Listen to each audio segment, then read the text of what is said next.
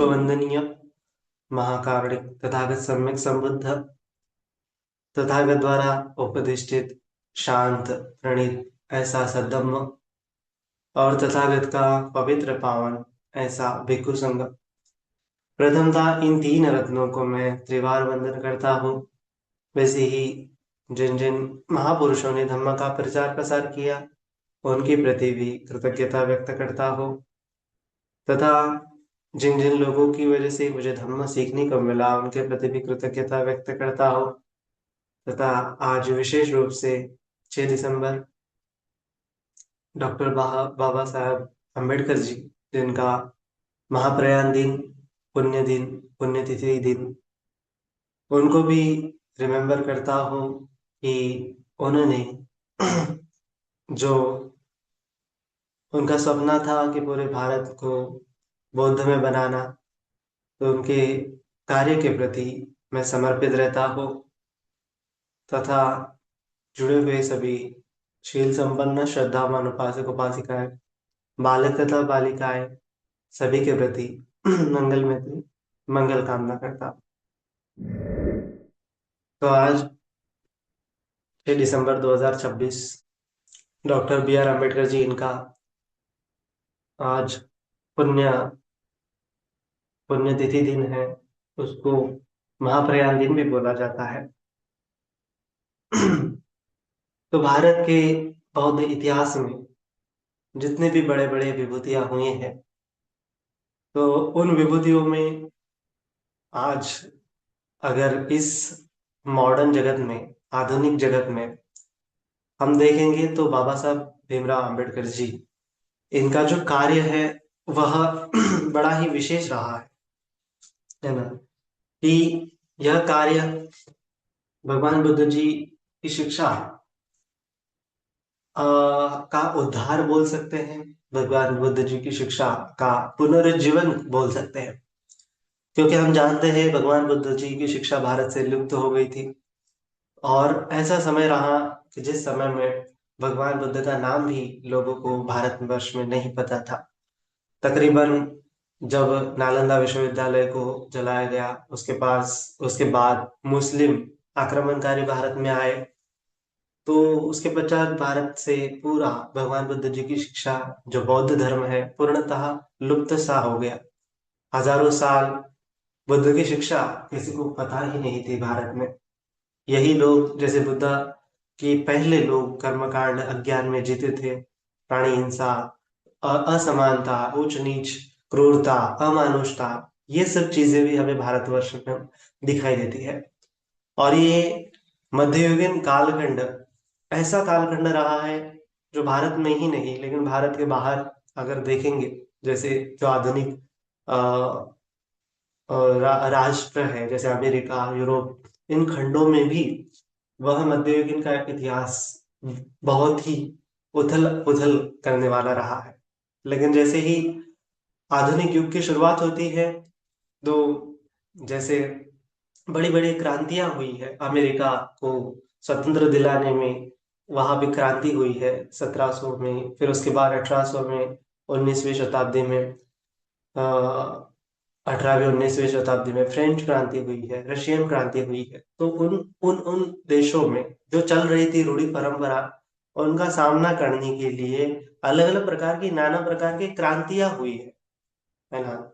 तो उन क्रांतियों से जो उनके देशों में पहले चल रहा था, जैसे अ, दास्य प्रथा हो सकती है, महिलाओं के ऊपर प्रबंध हो सकते हैं, तो इन सभी प्रथाओं को क्या कर दिया, खारिज किया गया।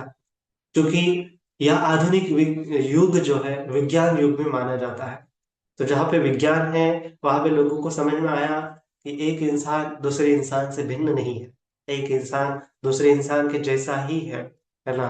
तो उसके साथ हम गलत, अमानवीय व्यवहार नहीं कर सकते हैं। तो ये चीजें विज्ञान ने हमें सिद्ध कराई है, और इसी का सहारा लेते हुए बाकी भारत के बाहर अन्य देशों में क्रांतियां हुई है, और फिर उनके देशों में सुव्यवस्था जो है प्रस्तावित हुई है। और इसी प्रकार की क्रांति भारत में भी घटित होने वाली थी। 1947 में भारत जो है ब्रिटिश राज्य सत्ता का जो गुलाम माना गया था, उस गुलामी से आजाद हो गया। तो इसी बीच में भारत को भारतवर्ष में डॉक्टर बी आर अम्बेडकर जी थे, तो जिनका एक दृष्टिकोण था, वो भारत को कहीं और देखना चाहते थे, भारत का भविष्य कुछ और सोचना चाहते थे। तो उनको पता था कि भारत अन्य देशों की तुलना में इतना सिंपल नहीं है।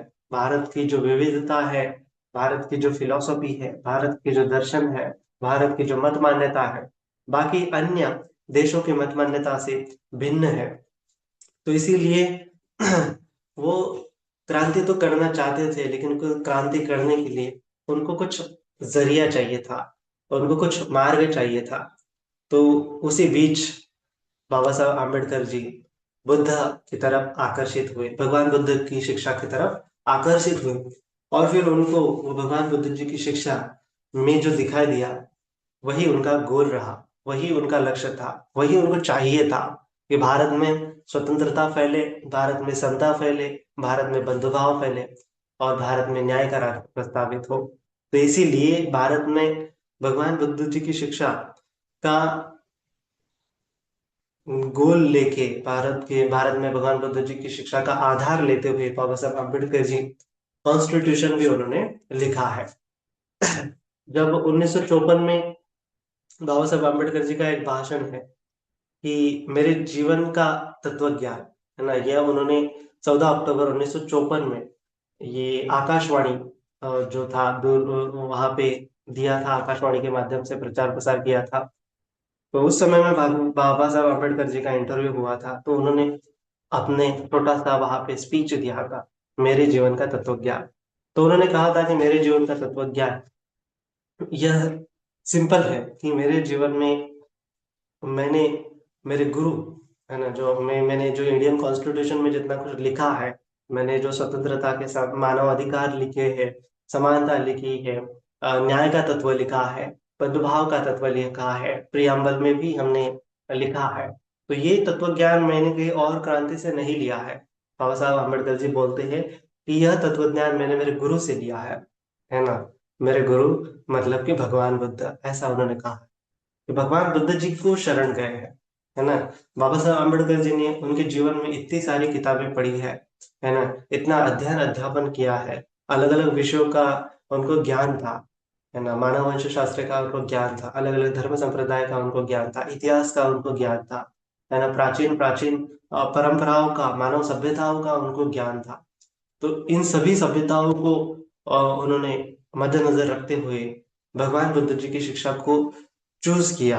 उन्होंने कहा था 1935 में कि मैं हिंदू जन्म हुआ हूँ, लेकिन मैं हिंदू मरूंगा नहीं, क्योंकि हिंदुज्म की जो फिलोसफी है उस पर ही वो सवाल उठाते हैं कि हिंदुज्म की फिलोसफी में जो त्रिगुण पर आधारित है, क्रम सिद्धांत पर आधारित है, और इसका गलत ढंग से जो शूद्र लोग हैं, जो अपने पापों का ये कर रहे हैं, भोग रहे हैं प्रारब्धवाद के चलते, तो उनके साथ अमानुष व्यवहार किया जाता था।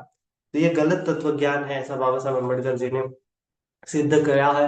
और उन्होंने कहा है कि हर एक व्यक्ति समान है, तो हर एक व्यक्ति को क्या करना चाहिए, समानता का अधिकार मिलना चाहिए, हर एक व्यक्ति को स्वतंत्रता का अधिकार मिलना चाहिए। तो उन्होंने बोला कि मेरी मेरी जो फिलोसॉफी है, मेरे जीवन का तत्व ज्ञान है, तीन ही शब्दों में समाहित होता है ना, स्वतंत्रता, समता और बंधुभाव।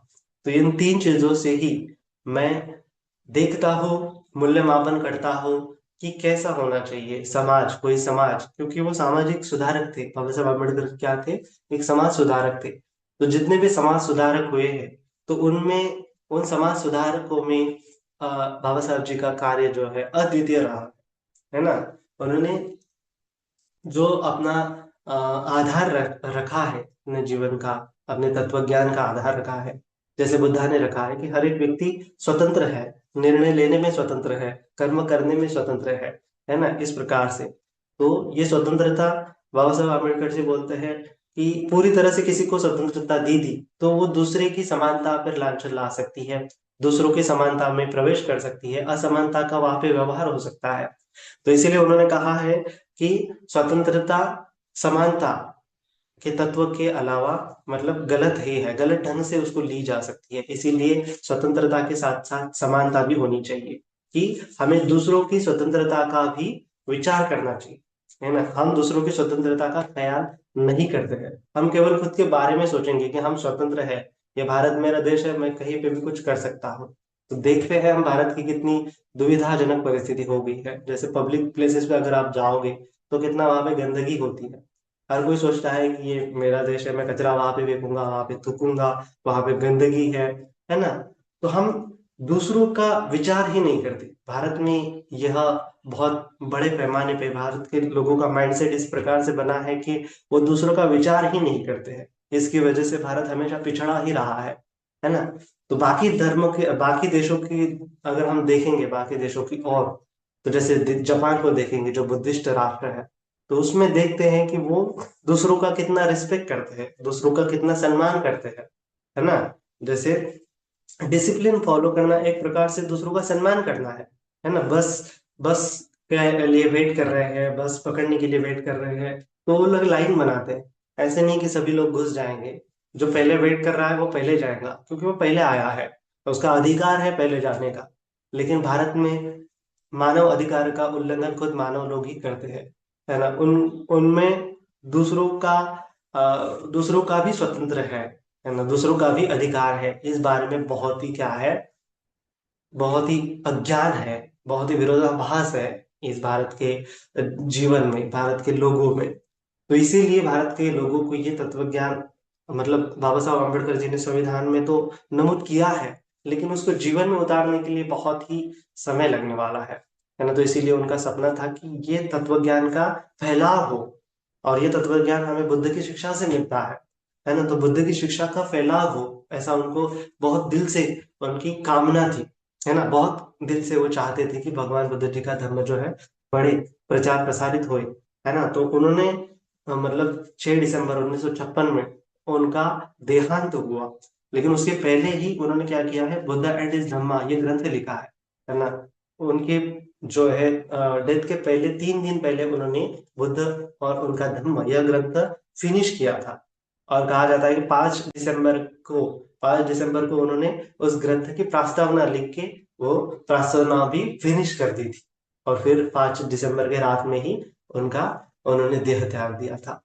तो इस प्रकार से उनकी श्रद्धा कि बुद्ध का जो शिक्षा है वो फैले, इसीलिए उन्होंने पूरा अपना जीवन उसके लिए समर्पित कर दिया, और लास्ट में अंत तक वह बुद्ध का ही विचार करते रहे, और बुद्ध की शिक्षा को कैसे प्रचार प्रसारित किया जाए उस पर ही उनका चिंतन मनन रहा है। तो ये बहुत आश्चर्यकारक बात है ना, बहुत दुर्लभ बात है ना। इसीलिए बाबा साहब आम्बेडकर जी को बोधिसत्व भी कहा जाता है, कि उनका धर्म के प्रति समर्पण ये साधारण लोगों की बात नहीं है। और खुद तो है, लेकिन दूसरों को धर्म के मार्ग पर ले आना, ये बड़ी संख्या में, इतनी बड़ी संख्या में, जैसे उनके 5 लाख अनुयायियों के साथ उन्होंने 14 अक्टूबर 1956 में दीक्षा ग्रहण की थी, है ना। त्रिशरण और पंचशील ग्रहण किया था 5 लाख लोगों ने। इतना बड़ा, इतने बड़े पैमाने पर कभी किसी भारत के बाहर भी किसी देश में बुद्ध धर्म का लोगों ने स्वीकार नहीं किया था एक ही दिन में, है ना।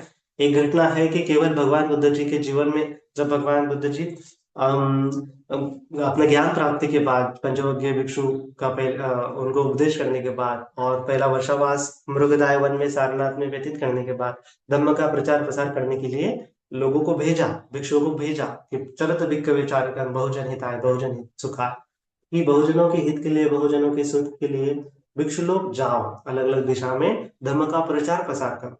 तो भगवान जी भी अलग दिशा में चल पड़े, और फिर वह राजगिरी की दिशा में चल पड़े, क्योंकि राजगिरी में था मगध राजा बिंबिसार।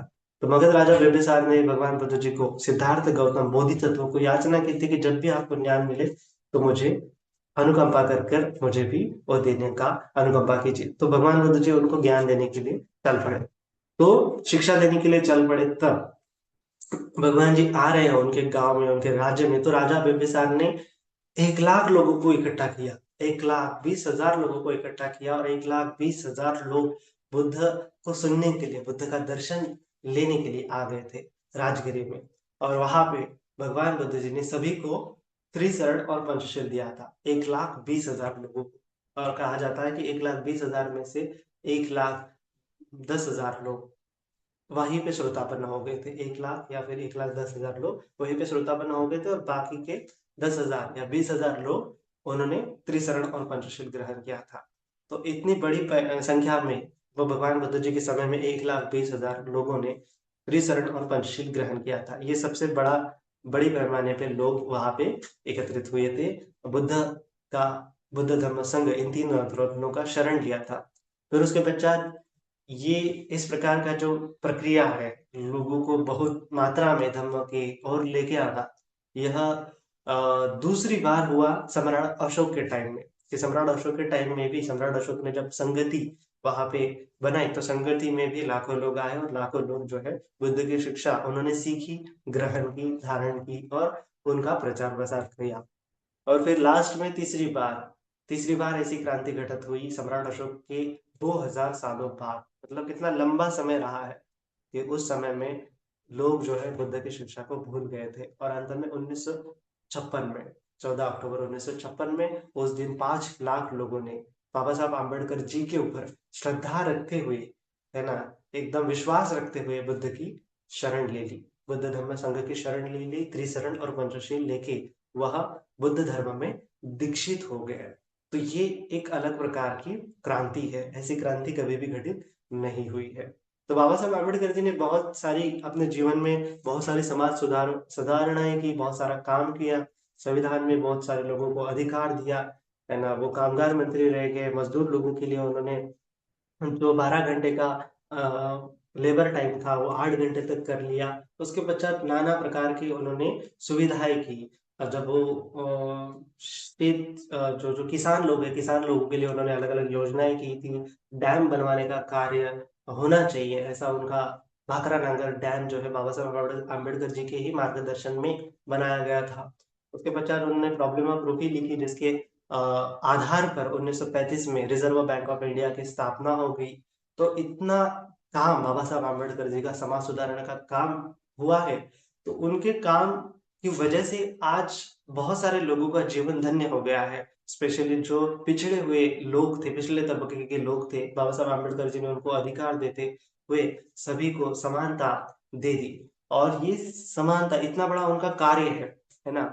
लेकिन इन सभी कार्यों से सबसे बड़ा कार्य उनका यही है कि बाबा साहब आम्बेडकर जी ने लोगों को बुद्ध की शिक्षा दी है, लोगों को बुद्ध की शरण जाने के लिए प्रेरित किया है, लोगों को बुद्ध का धर्म दिया है। और इतनी श्रद्धा थी कि उन्होंने कहा है कि बुद्ध की शिक्षा का प्रचार प्रसार करना मतलब मानवता की सेवा करना है ना। तो बाबा साहब आम्बेडकर जी की श्रद्धा को अगर देखेंगे तो मतलब मैं तो एकदम विस्मित हो जाता हूँ कि इतनी श्रद्धा। और ऐसे इतने प्रज्ञावान व्यक्ति में बाबा साहब आम्बेडकर जी बहुत प्रज्ञावान थे, है ना। वो कभी किसी को शरण नहीं गए हैं, किसी भी धर्म तत्व ज्ञान को या फिर किसी भी फिलोसॉफी को उन्होंने आसानी से नहीं स्वीकार किया है। लेकिन जब स्वीकारा तो बुद्ध को स्वीकारा, और ऐसा स्वीकारा कि उसके अलावा उनकी कोई शरण ही नहीं थी, है ना। तो वह नेपाल में जब काठमांडू में बौद्ध धर्म परिषद ही थी, तब बाबा साहब आम्बेडकर जी नेपाल में गए थे।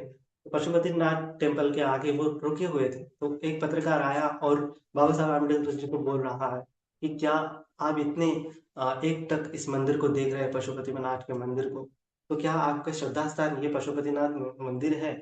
तो बाबा साहब आम्बेडकर जी उस समय में बोलते हैं, नत्थि में शरणं अन्य बुद्धो में शरणं वरम एतेन सच्च वच्चेन होतुमे जय माता। नत्थि में शरणं वरम धम्मो में शरणं वरम एतेन सच्च वच्चेन होतुमे जय मंगल। नत्थि में शरणं अन्यत् संघो में शरणं वरम एतेन सच्च वच्चेन होतुमे जय मंगल। तो पत्रकार जी पूछते हैं कि इसका अर्थ क्या है। तो बाबा साहब अम्बेडकर जी बोलते हैं कि बुद्ध के अलावा मेरा कोई शरण स्थान नहीं है, और इसी वचन से मेरा क्या हो जाएगा, मंगल हो जाएगा। धर्म के अलावा मेरा कोई शरण स्थान नहीं है, और इसी वचन से मेरा क्या हो जाएगा, मंगल हो जाएगा। संघ के अलावा मेरा कोई शरण स्थान नहीं है, और इसी वचन से मेरा मंगल हो जाएगा, है ना। तो बाबा साहब जी देखते थे कि बुद्ध की शिक्षा को ऐसे वो बड़े बड़े दृष्टिकोण से देखते थे कि वो जानते थे कि बुद्ध की शिक्षा अगर कोई व्यक्ति अपने जीवन में अप्लाई करेगा तो उसका जीवन इतना चेंज हो जाएगा कि उसकी कोई कल्पना भी नहीं कर सकता है। और भारत को बुद्ध की शिक्षा ही बचा सकती है। भारत को बुद्ध की शिक्षा ही विकास करा सकती है ना? भारत को ही नहीं अपितु पूरे मानव सभ्यता का विकास बुद्ध की शिक्षा से होता है, ऐसी श्रद्धा बाबा साहेब अम्बेडकर जी को थी, है ना? तो इसीलिए उन्होंने बहुत सारे ग्रंथ लिखे हैं, जैसे बुद्ध की कार्ल मार्क्स, ये ग्रंथ भी उन्होंने लिखा है। तो उस ग्रंथ में जो कार्ल मार्क्स ने जो क्रांति की थी कि जो शोषण हो रहा है ऐसे लोगों का, उन्होंने क्रांति करनी चाहिए और शासन करना चाहिए।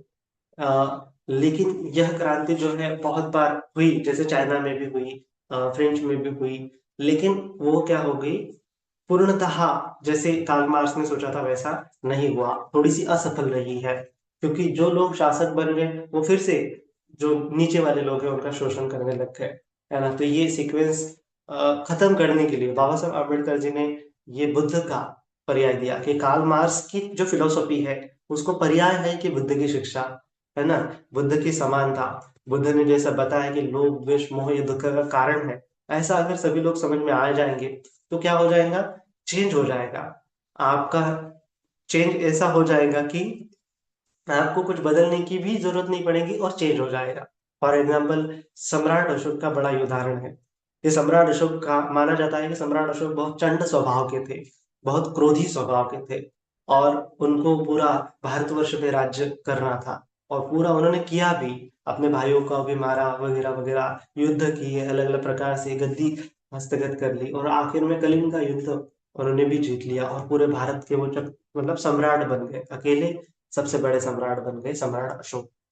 तो ये सम्राट अशोक मतलब ये इतना चंड स्वभाव का था कि वो आने वाले व्यक्तियों को ऐसे काट देता था, है ना? उसके सामने कोई सर उठा के भी नहीं देख सकता था, इतना क्रुद्ध स्वभाव का व्यक्ति, है ना? जब वो कलिंग युद्ध होता है तो उसके मन में एक करुणा जागती है और वो बुद्ध की शरण में चला जाता है, और जब वो बुद्ध की शरण में चला जाता है तब वह लोगों का सर उठाने के लिए आगे आता है, लोगों को गौरव का जीवन देता है, लोगों को समानता की शिक्षा देता है, लोगों को स्वतंत्रता की शिक्षा देता है, लोगों के लिए न्याय का राज्य प्रस्तावित करता है ना? एक व्यक्ति का जीवन अगर परिवर्तित हो गया है तो कितने सारे व्यक्तियों का जीवन भी परिवर्तित हो सकता है। तो इतना बड़ा ट्रांसफॉर्म हो सकता है, इतना बड़ा चेंज हो सकता है ना? बदल हो सकता है कि जब हम बुद्ध की शिक्षा को ग्रहण करेंगे। तो बुद्ध ने भी जैसे कहा है कि कोई व्यक्ति बुरा नहीं है, बुरे उसके केवल कर्म है, तो हमें उस व्यक्ति का द्वेष नहीं करना चाहिए, हमें उस व्यक्ति के कर्म सुधारने के लिए आगे आना चाहिए, उसके ऊपर करुणा करनी चाहिए। बंधु भाव का तत्व भगवान बुद्ध जी ने कहा है ना? कि हाँ, चाहे ठीक है पिछले तबके के लोग हैं कि हो सकता है कि उनके अकुशल कर्मों के कारण वो दरिद्र में उनका जीवन हुआ है, लेकिन अगर आप उनके ऊपर द्वेष करते हो, उनकी घृणा करते हो, तो ये तो आपके अकुशल कर्म हो रहे हैं ना। तो बुद्धा ने कर्म सिद्धांत बताया कि खुद के कर्मों को देखो, दूसरे के कर्मों को मत देखो, है ना? खुद के कर्म बढ़ाने के लिए उसके ऊपर करुणा करो, है ना? क्योंकि अगर तुम घृणा करोगे दूसरे के प्रति तो तुम्हारे अकुशल कर्म बढ़ेंगे, तुम्हारा दुख बढ़ेगा। जो आज तुम्हारी स्थिति है और वो आज जो आज उसकी स्थिति है वो कल तुम्हारी भी स्थिति हो सकती है। ये कर्म का सिद्धांत समझाता है ना? कि जन्मों जन्मों में क्या हो रहा है, ये आप जिस व्यक्ति की घृणा कर रहे हैं ऐसे जन्म आपके हजारों बार हुए हैं। तो जानो कि ये प्रकृति, ये जन्म पुनर्जन्म का तत्व, पुनर्जन्म की सिद्धांत, कितने आपके जन्म हुए हैं, अनगिनत जन्म हुए हैं। तो इसीलिए आप किसी अगर इन जन्मों की श्रृंखला से, इन दुख से मुक्त होना चाहते हो तो आपको आपके कर्म जो है परिशुद्ध करने पड़ेंगे। और इसीलिए भगवान बुद्ध जी ने बोला कि कर्म को परिशुद्ध करने के ऊपर ध्यान दो, मन में मैत्री बनाओ, मैत्री मन में करुणा का भाव करो, है ना? और मन को परिशुद्ध करने की भावना करो। तो ऐसी बुद्ध की शिक्षा क्या करती है कि खुद के ऊपर अगर हम फोकस करेंगे तो हम हमारे पुण्य बढ़ाने के लिए, हमारे कर्म परिशुद्ध करने के लिए हम आगे आएंगे, समाज कार्य करने के लिए आगे आएंगे, है ना? क्योंकि बहुत सारे लोग सोचते हैं कि समाज कार्य करने से क्या हो जाएगा, लेकिन समाज कार्य करने से तुम्हारा पुण्य बढ़ेगा, है ना? बोधिसत्व क्या करते हैं? बोधिसत्व समाज का कार्य ही करते हैं, वो खुद का विचार नहीं करते। हालांकि उनकी पारमिता उनको पूरी करनी होती है, लेकिन उनकी चेतना यही होती है, करुणा के आधार पर उनकी चेतना होती है, उनकी चेतना करुणा के पीछे पीछे चलती है ना? तो करुणा है तो आपको दिखेगा कि समाज में दुख है, आपके आपको दिखेगा कि आपके बगल वाला व्यक्ति, आपका पड़ोसी व्यक्ति दुखी है, तो करुणा आपके मन में भरनी चाहिए, ये बोधिसत्व का विशेष गुण होता है। तो इसके नैन दया ये पारमिचित्वा। तो ये दया के कारण, ये करुणा के कारण जो बोधिसत्व होते हैं वो अपनी पारमिताएं पूरी करते हैं और फिर लोगों का कल्याण करते हैं। यही बोधिसत्व का जीवन होता है, दूसरों के लिए समर्पित। और फिर ऐसा करते करते करते उनकी पारमिताएं जब पूरी हो जाती है 4 असंख्य 1 लाख कल्प में, तब जाके वह बुद्ध बन जाते हैं, सम्यक संबुद्ध बन जाते हैं। और जब वो सम्यक संबुद्ध बन जाते हैं तो बड़ी पैमाने पर बहुत सारे लोगों को दुख से मुक्त कराते हैं, है ना। तो ये सम्यक संबुद्ध का जीवन भी क्या है, एक प्रकार से लोगों के लिए ही है। खुद के लिए तो है ही है, लेकिन लोगों के लिए भी है ना। तो इस प्रकार से हमें ये तत्व सीखना चाहिए, है ना। तो बाबा साहब आम्बेडकर जी कौन थे? बोधिसत्व थे, है ना। उनको बोधिसत्व किसने कहा था? तो जब म्यांमार में छठा संघायर हुआ 1954 में, 1952 से 54 तक छठा संघायर हुआ, तो उस समय में छठा संघायर में बाबा साहब अम्बेडकर जी ने वहां उपस्थित थे, वहां पे उन्होंने एक भाषण किया था। तो भाषण देने के पश्चात जो वहां पे जो संगीति के अध्यक्ष थे बनते, तो कहा जाता है कि हमेशा संगीति के अध्यक्ष जो होते हैं अरहंत ही होते हैं। तो उन्होंने जाना कि इनकी चित्त को, बाबा साहब अम्बेडकर जी की करुणा को, और उन्होंने जाना कि कितना इस व्यक्ति ने खुद का जीवन दूसरों के लिए समर्पित किया है ना। खुद के बारे में सोचा नहीं है। खुद के 4 बच्चे मर गए, लेकिन फिर भी उन्होंने समाज कार्य का नहीं छोड़ा है। खुद की पत्नी की डेथ हो गई, लेकिन फिर भी वो डटे रहे और बहुत दृढ़ता के साथ उन्होंने समाज कार्य किया है। तो ये बोधिसत्व के अलावा कोई नहीं कर सकता। तो इसीलिए उन्होंने पहली बार बाबा साहब अम्बेडकर जी को बोधिसत्व कहा है। फिर उसके पश्चात भारत में 1976 में शायद एस एन गोयनका जी 76 या 78 में भारत में आए, तो उन्होंने विपස්සना म्यांमार देश से सीख के भारत में प्रचार प्रसारित किए, और उनका बड़ा नाम है, विपස්සना आचार्य उनको कहते हैं। तो गोयनका जी ने भी बाबा साहब आम्बेडकर जी को बोधिसत्व कहा है। और उसके पश्चात आज हमारे बीच दलाई लामा है, जिनको महायान धर्म संप्रदाय के, सॉरी, महायान शाखा के बड़े, सबसे बड़े प्रणेता बोला जाता है। तो उन्होंने भी बाबा साहब अम्बेडकर जी को बोधिसत्व कहा है। यहाँ तक कि बड़े बड़े भिक्षु लोग, थाईलैंड के, म्यांमार के, श्रीलंका के, वह भिक्षु लोग भी बाबा साहब अम्बेडकर जी को बोधिसत्व कहते हैं, है ना। तो बोधिसत्व का अपना एक अलग कार्य होता है, और बुद्ध का अपना एक अलग कार्य होता है ना। तो बोधिसत्व जो होते हैं बुद्ध बनने के लिए, सम्यक संबुद्ध बनने के लिए प्रयत्न करते हैं। तो वो सम्यक संबुद्ध बनना एक जन्म की बात नहीं है, तो इसीलिए उनको बार बार जन्म लेना पड़ता है। और बार बार जब वो जन्म लेते हैं तब वो लोगों का कल्याण ही करते हैं, है ना। तो इस ढंग से अगर कहा जाए तो बोधिसत्व के क्या होते हैं, मानो वो एक प्रकार से अवतार ही है ना। मैं हमेशा कहता हूँ कि यह अवतारवाद का सिद्धांत भी जो हिंदुज्म में है, आपको लगता है कि हिंदुज्म का है, लेकिन वो बुद्धिज्म से ही कॉपी किया हुआ है। बहुत सारे कंसेप्ट जो है हिंदुज्म में है, बुद्धिज्म खत्म होने के बाद हिंदुज्म ने वो अडाप्ट कर लिए, अपने इसमें ले लिए, लेकिन मूलतः वह कंसेप्ट बुद्धिज्म से ही प्रेरित है ना। तो अवतारवाद का सिद्धांत अगर देखा जाए तो जो दलाई लामा है वह 14वीं बार उत्पन्न हुए हैं, मतलब 14वीं बार उनका जन्म हुआ है। 14वें दलाई लामा है, ऐसा कहा जाता है। उसके पश्चात जो आपने सुना होगा अवलोकितेश्वर बोधिसत्व, उनके 108 अवतार हुए हैं। तारा बोधिसत्व बोला जाता है, उसके भी 108 अवतार हुए हैं। तो ये महायान शाखा में ये अवतारवाद का बहुत बड़ा महत्व था, है ना। वो मानते थे कि बोधिसत्व जो होते हैं, मतलब बुद्ध तो एक बार अपना कार्य करते हैं और चले जाते हैं, लेकिन उसके पश्चात जब बुद्ध नहीं रहते हैं, ऐसा समय रहता है, अंधकार का युग रहता है, तो उस समय में इस जगत को प्रकाशमय करने के लिए जुगनू की भांति बोधिसत्व उत्पन्न होते हैं। और वह बोधिसत्व लोगों को न्याय का मार्ग बताते हैं, समता का मार्ग बताते हैं, करुणा का मार्ग बताते हैं। हालांकि उनका जो जीवन होता है उतना बुद्ध की तरह विशाल नहीं होता है, लेकिन फिर भी वह बुद्ध की तरह ही काम करने के लिए, मतलब छोटे बुद्ध बोल सकते हैं वो, इसलिए उनको बोधिसत्व बोलते हैं, कि बोधि का उनके अंदर बीज है ना, बुद्ध की तरह ही वो काम कर सकते हैं। तो इसीलिए वह बोधिसत्व, और जब बुद्ध नहीं होते हैं तो बोधिसत्व होते हैं। तो महायान लोगों ने चालू किया कि जैसे ये बोधिसत्व होते हैं तो उनकी पूजा वंदना करना चालू कर दिया। क्यों ऐसा उनका वो धारणा बनी, क्यों उनका ऐसा तत्व ज्ञान बना? क्योंकि वो मानते थे कि बोधिसत्व को चाहिए कि कोई व्यक्ति, मतलब जिसके ऊपर वो करुणा करे। जैसे हम, बोधिसत्व क्या होता है कि जैसे बाबा साहब अम्बेडकर जी है, कहा जाता है कि वो अभी मरणोपरांत देवता लोक में उत्पन्न हुए, दुष्टता देवता लोक में, मैंने ऐसा सुना है। ठीक है। तो अम, अ, तब जैसे समझो, हमें क्या होता है कि हमें आवश्यकता पड़ती है। तो देवता लोक में अगर वो है कोई बोधिसत्व, तो उसके पास बहुत सारी पावर होती है, दिव्य चक्षु होता है, दिव्य ज्ञान होता है, दिव्य स्रोत उनके पास होता है। तो उनके पास पावर भी होती है, दिव्य पावर भी होती है। तो अगर उनसे आराधना की जाए तो वो हमें उस देवता लोक से मदद कर सकते हैं। क्योंकि बुद्धा तो है नहीं, बुद्धा तो मदद करेंगे नहीं, तो बोधिसत्व है कि उनके मन में करुणा है, उनको भी, हमें भी आवश्यकता है और उनको भी दान की पारमिता पूरी करनी है, तो वो हमारे लिए आएंगे, हमारे लिए वह हेल्प करेंगे। तो इस प्रकार से फिर वो महान लोगों ने क्या कर लिया, देवताओं को पूजा वंदना करना चालू कर दिया, क्योंकि वो मानते थे कि ये देवता लोग भी क्या है, एक प्रकार से बोधिसत्व है। तो इस प्रकार से उनका फिलोसफी फिर वो निर्वाण से हट हट के देवताओं की पूजा में चला गया। और फिर वह अपना जो खुद का काम है वो करना भूल गए। सेम सिचुएशन हो रही है बाबा साहेब आम्बेडकर जी के बाद में, कि लोग बाबा साहेब आम्बेडकर जी को मतलब एकदम उनका बहुत रिस्पेक्ट करते हैं, है ना। उनको मतलब 14 अप्रैल आती है तो बहुत नाचते कूदते हैं, और 6 दिसंबर होता है तो रोते हैं उनके नाम से। लेकिन फिर चूक कहाँ हो रही है कि वो ऐसा मानते हैं कि बाबा साहेब आम्बेडकर जी ही अल्टीमेट मतलब कि उन्होंने किया, हम नहीं कर सकते।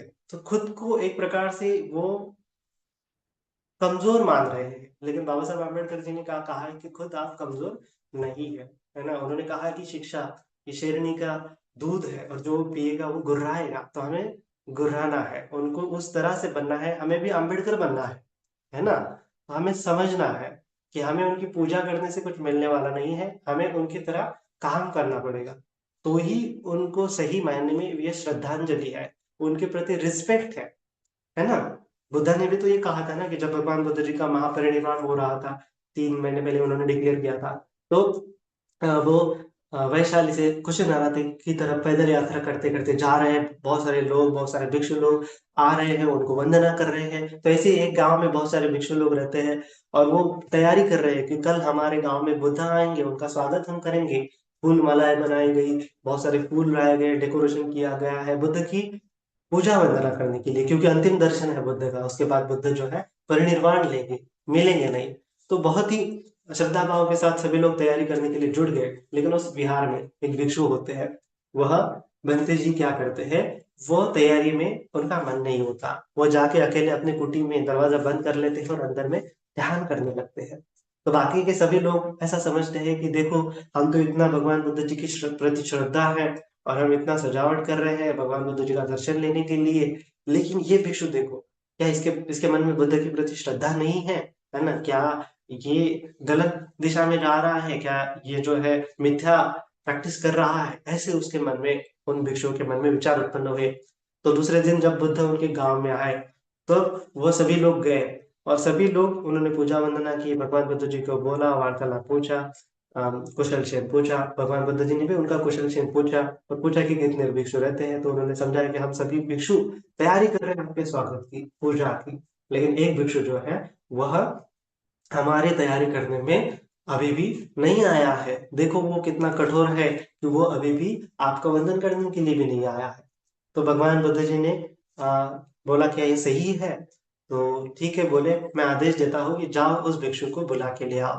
तो एक भिक्षु गए, उनका दरवाजा खटखटाया, कहा कि आपको भगवान बुद्ध जी ने बुलाया है। भगवान जी के पास वो आए और भगवान जी को पूछा कि ये बाकी भिक्षु लोग तुम्हारे बारे में ऐसा ऐसा कह रहे हैं, है ना, तो क्या सही है। तो वो बोलता है हाँ भगवान जी, ये सही है कि मैंने उनकी कोई मदद नहीं की है, फूल सजाने में, माला बनाने में, है ना। तो इस प्रकार से उनकी कोई मदद नहीं की है। तो फिर भगवान जी बोले फिर तुमने क्या किया है। तो भगवान जी, मैंने आपका उपदेशों का पालन किया है। क्या मैंने आपका, आपने जैसा बताया है कि ध्यान साधना करो और इसी जीवन में मुक्त हो जाओ, तो मैं ये प्रैक्टिस कर रहा हूँ। मैं ये समझता हूँ कि भगवान जी की सही मायने में आपका प्रैक्टिस करना ही आपकी पूजा है ना। तब भगवान बुद्ध जी ने साधुवाद दिया उनको कि साधु साधु साधु, कि तुम प्रैक्टिस कर रहे हो, है ना। तो वो बोलता है कि भगवान जी, मैं मतलब मुक्ति के लिए इतना जर्जर हो चुका हूँ, मुक्ति के लिए इतना भटक रहा हूँ, मुक्ति पाने की मेरे मन में इतनी तीव्र इच्छा है कि मैं चाहता हूँ कि जब भगवान बुद्ध जी आएंगे तो मुझे सही मार्ग दिखाएंगे, और मैं बहुत जल्दी जो है निर्वाण को उपलब्ध हो सकता हूँ, है ना। अभी आप चले जा रहे हैं, अभी अगर मैं मुक्त नहीं हुआ हूँ तो पता नहीं कब भगवान बुद्ध जी मिलेंगे, कब पता नहीं कब मुझे जो है पुरुष धम्म सारथी मिलेगा, है ना, दमन करने वाले पुरुष का सारथी मिलेगा। तो आप जैसे पुरुष धम्म सारथी मित्र, कल्याण मित्र हमें मिले हैं, तो मैं इस चीज का, इस समय का सदुपयोग करना चाहता हूँ, तो इसीलिए मैं ध्यान करना चाहता हूँ। फिर भगवान बुद्ध ने उनको साधुवाद बोला और उनको कमर ठान दिया, और फिर वो ध्यान साधना करते करते वह अरहंत हो गए। तो भगवान बुद्ध ने कहा कि सही मायने में पूजा ये भिक्षु मेरी कर रहा है, कि मैंने जैसे कहा है वैसा वो चल रहा है ना, वैसा वो कर रहा है। तो आपको भी समझना है कि बाबा साहब अम्बेडकर जी की सही पूजा क्या है, कि उन्होंने जैसा कहा है वैसा हमें करना पड़ेगा, और उनकी पूजा वंदना करने से कुछ मिलने वाला नहीं है ना। तो हमें काम करने के ऊपर फोकस करना है। भगवान बुद्ध जी ने हमेशा पुरुषार्थ की बात की है, बाबा साहब अम्बेडकर जी ने वो पुरुषार्थ दिखाया है, और उन्होंने भी पुरुषार्थ की बात की है। तो हमें भी पुरुषार्थ, उनके जीवन से प्रेरणा लेते हुए पुरुषार्थ बनाना है, समाज कल्याण के लिए आगे आना है ना, समाज का भी कल्याण करना है, खुद का भी कल्याण करना है। दोनों अंग से प्रैक्टिस होनी चाहिए, है ना, मैत्री की भी प्रैक्टिस होनी चाहिए, और खुद के अंदर ध्यान की भी, निर्वाण की भी प्रैक्टिस होनी चाहिए। तो ये दो अंगों से अगर आपकी प्रैक्टिस चल रही है तो एक समन्वय है, बैलेंस है लाइफ में, है ना। तो ये बैलेंस मध्यम मार्ग को रिप्रेजेंट करता है। मध्यम मार्ग का अर्थ ही क्या है, कि आपकी लाइफ ऐसे बैलेंस होनी चाहिए, है ना। ना तो पूरा निस्वार्थ होते हुए खुद को टॉर्चर करना है, ना तो पूरा स्वार्थी होते हुए दूसरों का दुख अनदेखा करना है। मध्य मार्ग दर्शाता है कि खुद के भी दुख को मुक्त होना है, और दूसरों का भी कल्याण करने के लिए आगे आना है, क्योंकि ये बैलेंस है ना। क्योंकि जैसे भगवान बुद्ध जी ने बोला ना कि धम्म देशना जब आप दे रहे हो, धम्म का दान आप दे रहे हो, तो ये क्या है, आपका पुण्य हो रहा है। जैसे मैं धम्म देशना दे रहा हूँ तो मेरा पुण्य हो रहा है ना। तो इससे मेरा भी पुण्य बढ़ रहा है, आपको भी समझ में आ रहा है कि धम्म क्या है। तो ये विन विन सिचुएशन है। ऐसे ही एक दूसरे की पारमिता हम अगर बढ़ाने में सहायक बन जाएंगे तो सभी लोग मुक्त हो सकते हैं, है ना। तो इस प्रकार से भगवान बुद्ध जी ने ये मार्ग बताया है जो सभी के हित के लिए है ना, सभी के सुख के लिए है। बहुजन हिताय बहुजन सुखाय, बहुजनों के हित के लिए, बहुजनों के सुख के लिए है।